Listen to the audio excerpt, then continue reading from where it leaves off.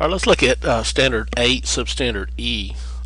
Explain how the Compromise of 1850 arose out of territorial expansion and population growth. All right, so let's look at Compromise of 1850 is our main focus. You know, territorial expansion and population growth are two things that need to be in our elements. Gold rush is going to cause a population rush, movement, of migration. Northwest Ordinance 1787, we're going to revisit it again. It's not in our standard, but we're going to look at it. Political interaction. Application for statehood is going to be a cause of conflict. California is going to apply for statehood. Political interactions. Sectionalism is conflict. And then the Compromise of 1850 is going to be a compromise. So we're talking about conflict and compromise here. All right, if you remember, we were looking at these divisional issues, what we call north-south divisions, north-south tensions. These sectionalism that's going on within the United States that's going to lead us to civil war. And we said sectionalism was when one region of the country put its interest above the nation as a whole. And that's what both the North and the South were doing. Both of them were looking out for their own interests, not the nation of the United States as a United States as one country, but as their particular regions. So we've gotten all the way around here, and now with the Compromise of 1850, we're going to finish Standard 8. Standard 9 is going to have all the rest of these. These four here are going to be in Standard 9. So we're looking at these issues or events that lead us toward a civil war, these north-south tensions or divisions that cause sectionalism within the country rather than nationalism, as opposed to nationalism, which is the opposite. Alright, so we were talking about the Treaty of Guadalupe Hidalgo that ended the Mexican-American War. When they signed the Treaty of Guadalupe Hidalgo, and here's a picture of the Guadalupe Hidalgo, here's the signatures down here. They're going to sign that in 1848. The Treaty of Guadalupe Hidalgo happens in 1848. The ink hadn't even dried yet. Now here in California, at a place called Sutter's Mill, they find gold. And Sutter Mills is in California. And this finding gold is going to cause a lot of Americans to get this gold fever. And a lot of them is going to come from the East Coast and the West, around the Great Lakes. And they're going to all flock out here one after another as fast as they can to find some gold of their own and become rich overnight. That was the idea. So Sutter's Mill sparks this, what we call the gold rush out to California. Now the effect or impact of that finding gold is going to cause California to become from a territory to signature of Treaty of Guadalupe Hidalgo till a year later we have, in 1849, 1850, within 2 years, California is going to apply for statehood. So this California gold rush, people rush out there looking for gold in 1849. We refer to these people coming out here as 49ers. What they're doing here is they're panning for gold, trying to find gold out here in California. Their nickname is the 49ers. We can look at our football team in San Francisco. They're called the San Francisco 49ers. But if you recall, we talked about the Northwest Ordinance, I believe, in Unit 3, and it established a process where territories could become states. I know I keep coming back to this, but I think this is important for us to know, this Northwest Ordinance. Here's where it goes into effect again, just like it did in Missouri. It established a process that territories could become states. You had to set up a temporary government. When you got 5,000 free males, set up territorial assembly, and then when you get 60,000 males who could vote, set up a constitutional convention and apply for statehood. This happened almost overnight in California, as gold was found in Sutter's Mill. Keep in mind that going out here to California is not going to be an easy task. This is going to be some rough terrain, and some of our geography we need to know about is these Rocky Mountains. The Sierra Nevada mountains right in here is where we're going to find Sutter's Mill, and California is going to be right out in here. There's lots of stories about the people who come here trying to make it through these mountain ranges to get out here to find this gold. So this gold find and this geography is very important, and California is going to apply for statehood. For a short period it comes to the California Republic because California wants to be a state now. Now we had this perfect balance of states that were free and states that were slave. after the Missouri Compromise. Here we are, we have another dispute, another tension, because California, when it does this constitutional convention, and it wants to come in as a free state. Now, Southern people are not going to like this. So here we're going to have some more north-south tensions over this slavery spreading westward issue. So this causes a conflict because it's below, and one of the reasons it doesn't fit the mold, and it releases these weaknesses of the Missouri Compromise of 1820. It doesn't fit the mold of what the Missouri Compromise set up. And what I mean by that is, if you look at the 3630 line, and you follow it out to California, half of California is above that line.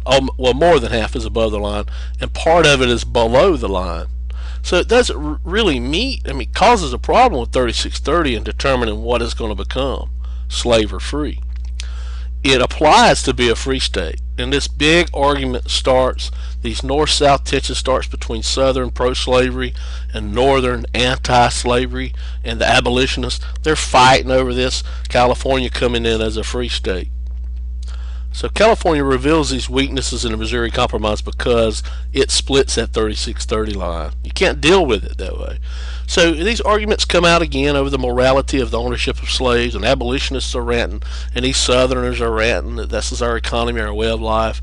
So sectionalism is at play. These north-south tensions are at play, leading us toward this civil war over this issue of westward expansion and slavery as an issue.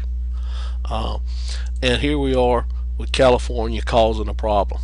In comes, with the compromise, you guessed it, Henry Clay, the great pacificator. He had this innate ability to settle these bitter disputes and keeps the Civil War from happening. And in 1850, he works out and settles this Compromise of 1850. In it, he actually has 5 things that he does, 5 compromises. We're going to focus on 4 that are really important for the EOCT. First of all, in the compromise, the North gets what it wants, because you get what you want and you have to give up stuff you want. California becomes a free state. So Northern free state get what they want here. California comes in as a free state. Washington, D.C. is another thing that Northern abolitionists like, because the slave trade is abolished in the capital. No more slave trade in the domestic slave trade in the capital of the United States, Washington, D.C. It is abolished there and done away with. You can't do it anymore. So North gets its first 2 things. Now the South has to get something, so it asked for the Fugitive Slave Act. It had some, but they were not strictly enforced. It was a joke. But this one's going to be strictly enforced, and this is going to require that citizens in the North take an active role in capturing runaway slaves and then returning them back to the South.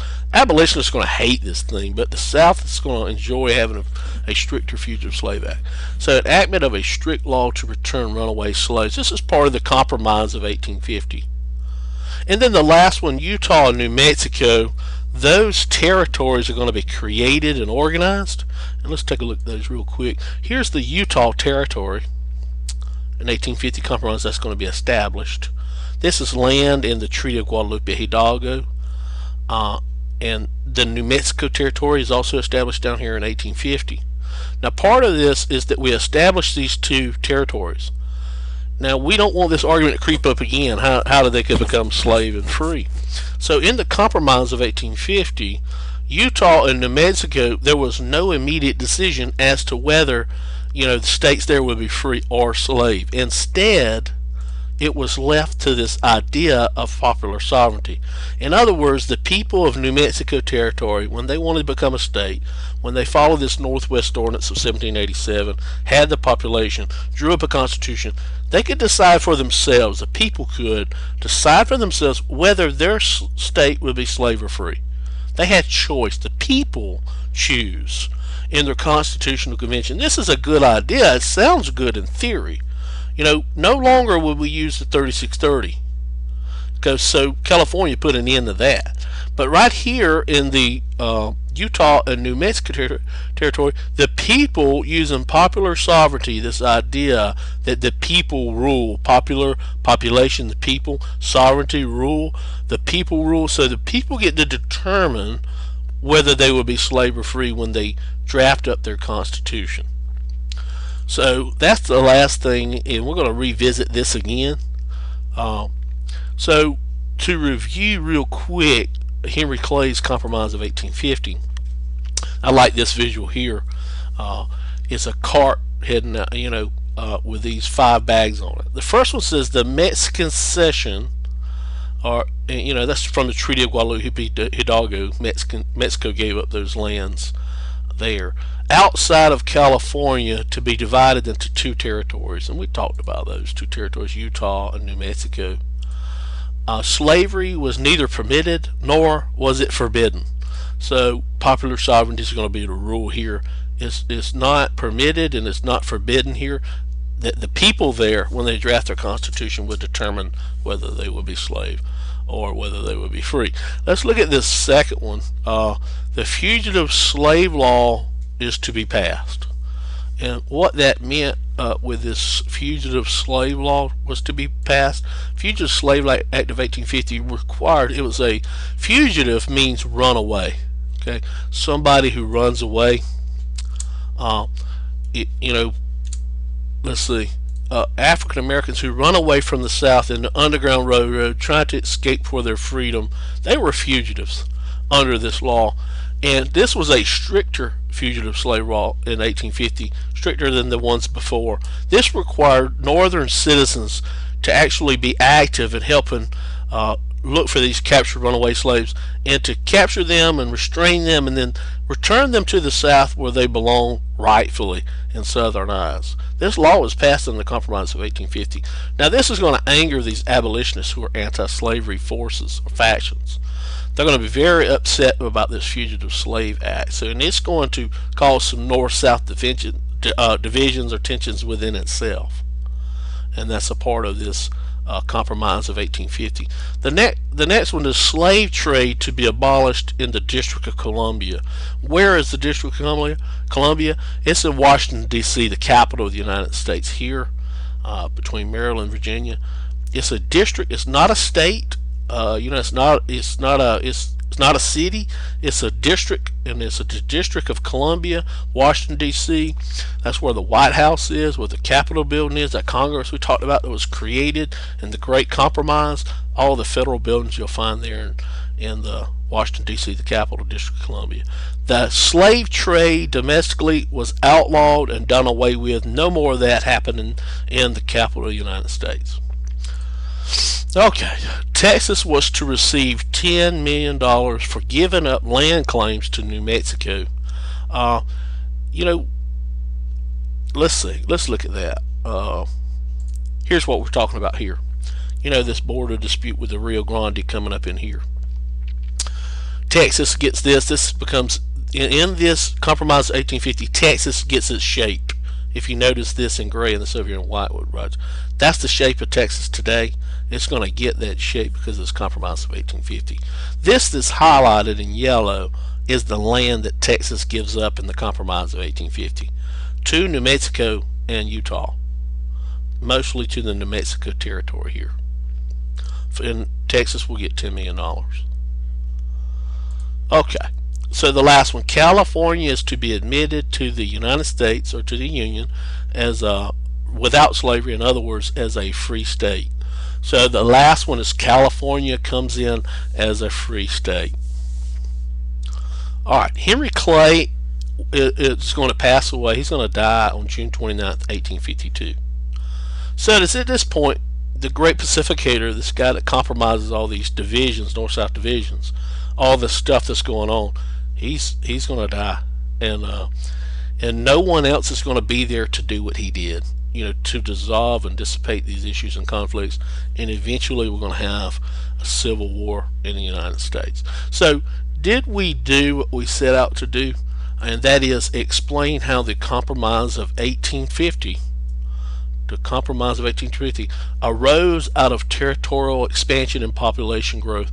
What causes territorial expansion and population growth was the finding of gold at Sutter's Mill and this gold rush and these 49ers that rushed out there. Very important to understand that. And that population growth, and that territorial expansion out into California, out here, is going to be, a cause for north-south divisions, north-south tensions. In other words, sectionalism.